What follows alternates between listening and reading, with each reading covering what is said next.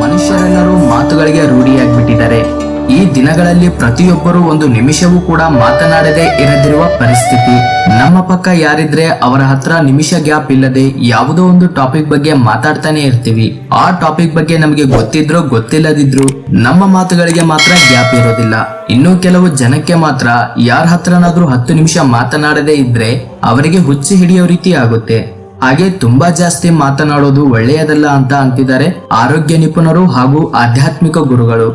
ದಿನದಲ್ಲಿ ಕನಿಷ್ಠ ಅರ್ಧ ಗಂಟೆ ಮೌನವಾಗಿರ್ತಾ ನಮ್ಮ ಆಲೋಚನೆಗಳನ್ನು ಹಿಡಿತದಲ್ಲಿ ಇಟ್ಕೊಂಡ್ರೆ ಎಷ್ಟೋ ಅದ್ಭುತಗಳನ್ನು ಸೃಷ್ಟಿಸಬಹುದು ಅಂತ ಹೇಳ್ತಿದ್ದಾರೆ.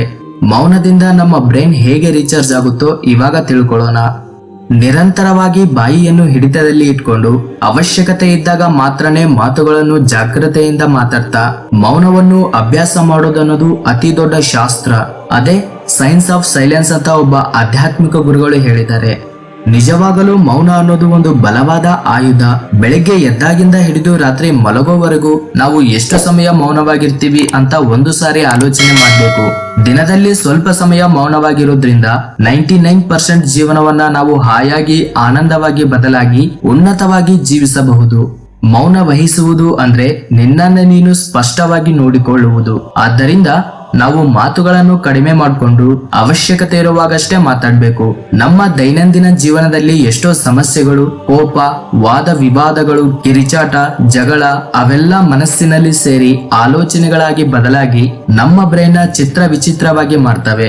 ನಾವು ಅವುಗಳಿಂದ ಹೊರಗೆ ಬರಬೇಕಂದ್ರೆ ಒಂದು 10 ನಿಮಿಷ ಮೌನವಾಗಿ ಕಣ್ಣು ಮುಚ್ಚಿ ಉಸಿರಿನ ಮೇಲೆ ಗಮನ ಕೊಟ್ರೆ ಸಾಕು. ಅಷ್ಟೊತ್ತು ಇರುವ ಕೋಪ, ಬೇಸರ ಎಲ್ಲ ಮಾಯವಾಗ್ಬಿಡ್ತವೆ. ಮೌನ ನಮ್ಮನ್ನು ಅಂತರ್ಮುಖಿಯನ್ನಾಗಿ ಮಾಡುತ್ತೆ. ಮೌನದಲ್ಲಿ ಮಾತುಗಳು ಇರೋದಿಲ್ಲ, ಆಲೋಚನೆಗಳಿರೋದಿಲ್ಲ. ಇದೊಂದು ತಪಸ್ಸು. ಹಾಗಿದ್ರೆ ಮೌನವಾಗಿ ಹೇಗಿರ್ಬೇಕು ಅಂದ್ರೆ ಪ್ರಶಾಂತವಾದ ವಾತಾವರಣದಲ್ಲಿ ಒಂದು ಕಡೆ ಕೂತ್ಕೊಂಡು ಮೌನವಾಗಿ ಕಣ್ಣು ಮುಚ್ಕೊಂಡು ಏಕಾಗ್ರತೆಯಿಂದ ಶ್ವಾಸದ ಮೇಲೆ ಗಮನ ಕೊಟ್ರೆ ಸಾಕು. ಹೀಗೆ ದಿನಕ್ಕೆ 10 ರಿಂದ 20 ನಿಮಿಷಗಳು ಮಾಡಿದ್ರೆ ಸಾಕು.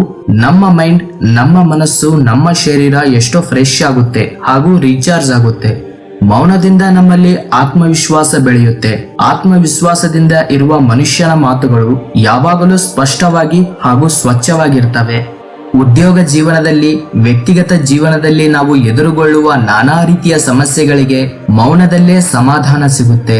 ಮೌನವನ್ನು ಅವಲಂಬಿಸಿ ಮಹಾತ್ಮರಾದವರು ಎಷ್ಟೋ ಜನ ಇದ್ದಾರೆ.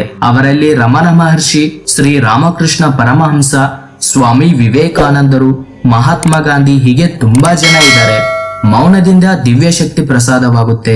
ಬಾಹ್ಯ ಹಾಗೂ ಅಂತರಂಗದ ಸೌಂದರ್ಯವನ್ನು ಹೆಚ್ಚಿಸುತ್ತದೆ, ಮನೋಬಲ ಹೆಚ್ಚಿಸುತ್ತದೆ, ಆಧ್ಯಾತ್ಮಿಕ ಶಕ್ತಿಗಳು ಲಭಿಸಿ ಆತ್ಮಕ್ಕೆ ಶಾಂತಿ ಸಿಗುತ್ತದೆ.